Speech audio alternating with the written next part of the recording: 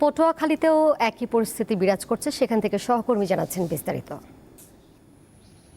মৌসুমী স্থল নিম্নচাপটি প্রথমে দুর্বল হয়ে সুস্পষ্ট লঘুচাপ এবং এরপরে লঘুচাপে পরিণত হয়েছে। এর প্রভাবে পটুয়াখালীতে গত 5 দিন ধরে মাঝারি থেকে ভারী বৃষ্টিপাত হচ্ছে। টানা বৃষ্টিতে সবচেয়ে বেশি ভোগান্তিতে পড়েছে নিম্ন আয়ের খেটে খাওয়া মানুষ। 4-5 দিন ধরে অনেক বৃষ্টি পড়তেছে, বৃষ্টির কারণে আমরা যাত্রী পাইতেছি না, এদের কোনো ইনকাম বাণিজ্য নাই। রাস্তাঘাটে পানি, গাড়ি চালাইতে খুব কষ্ট হয়, যাত্রী নাই, ক্ষুদা গাড়ি নিয়ে ঘুরতে আসি।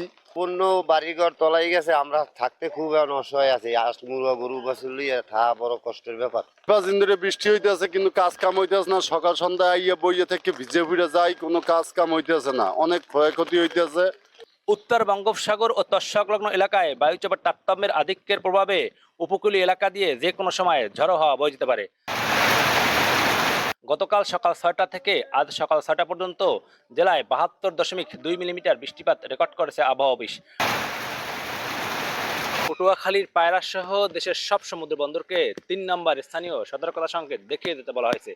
সেই সঙ্গে সকল মাছ ধরা ট্রলারসমূহকে নিরাপদ আশ্রয়ে থাকতে বলা হয়েছে।